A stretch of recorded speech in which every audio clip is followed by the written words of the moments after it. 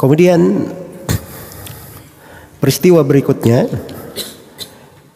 dan ini peristiwa yang keempat, kata beliau rahimahullah, thumma ala ummi habibatin aqad wa mahraha anhu najasyiyu naqad. Peristiwa yang keempat, pernikahan Nabi sallallahu alaihi wasallam dengan Ummu Habibah.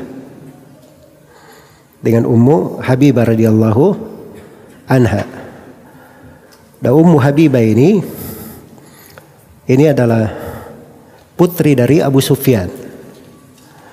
Karena Ummu Habibah namanya Ramlah bintu Abi Sufyan. Abu Sufyan namanya siapa? Sakhar bin Harb. Iya. Jadi Nabi sallallahu alaihi wasallam menikahinya di tahun ke-7 Hijriah ini. Akadnya dan maharnya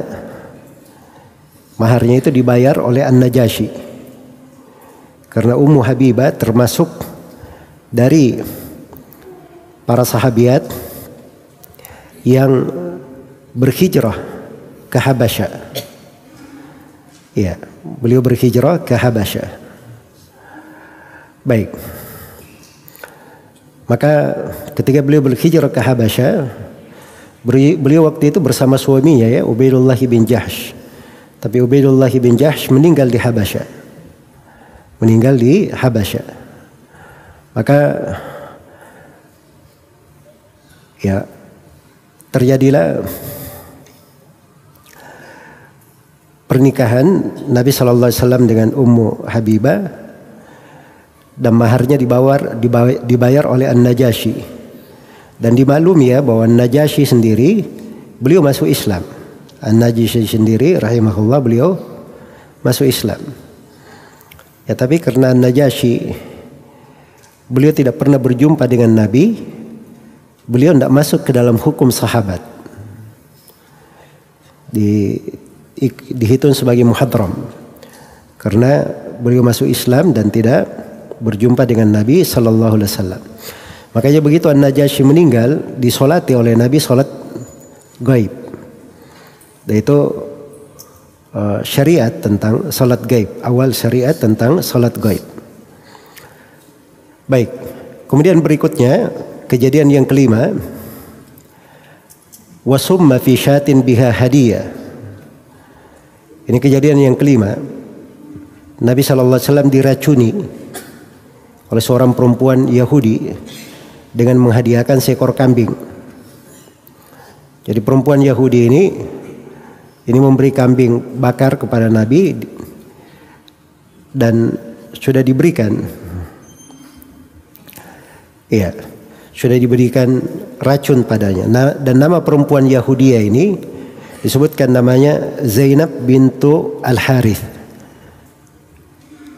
orang Yahudi. Iya. Jadi dia hendaki Nabi itu mati. Dan ini kejadiannya menurut kesepakatan ulama sirah, kejadiannya di Khaybar juga. Kejadiannya di Khaybar.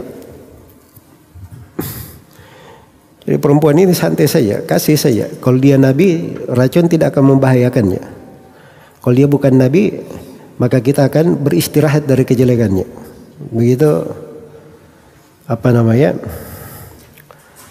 keadaan perempuan ini. Iya.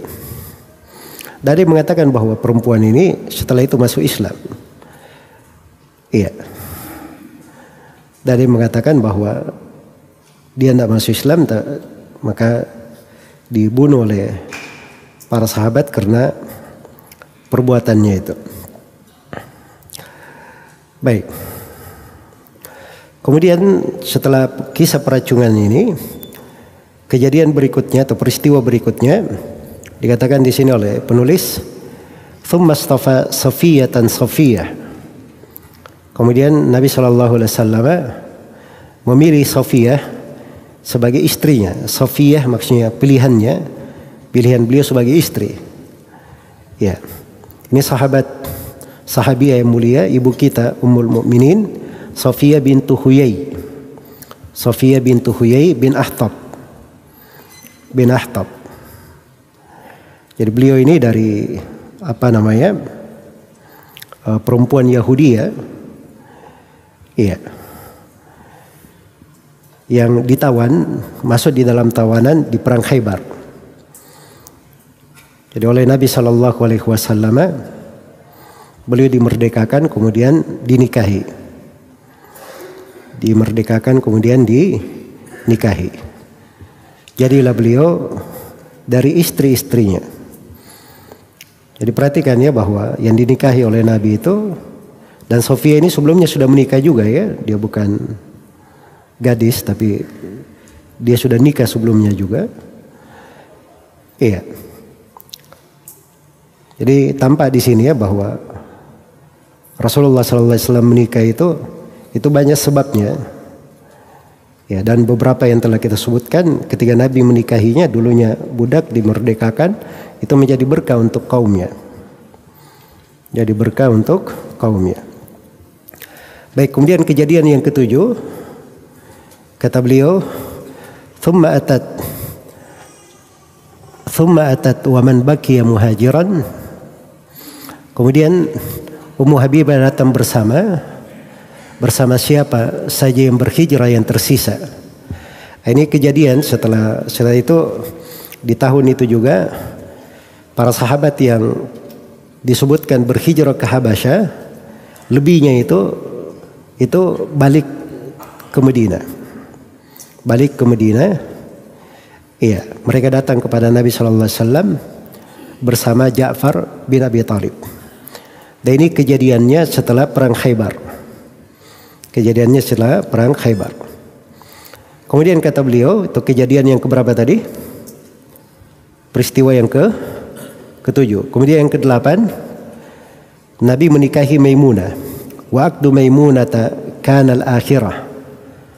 Kemudian Nabi SAW setelah itu menikahi istrinya yang paling terakhir, yaitu Maimunah. Maimunah bintul Harith al-Hilaliyah. Maimunah bintul Harith al-Hilaliyah. Iya. Baik. Dan ini istri Nabi sallallahu alaihi wasallam yang paling terakhir dinikahi oleh Rasulullah sallallahu alaihi wasallam. Iya. Dinikahi di tahun ke-7 Hijriah ini. Dan Nabi sallallahu alaihi wasallam menikahi Maimunah itu di kondisi halal, bukan muhrim. Bukan dinikahi oleh Nabi di kondisi beliau halal, bukan orang yang muhrim.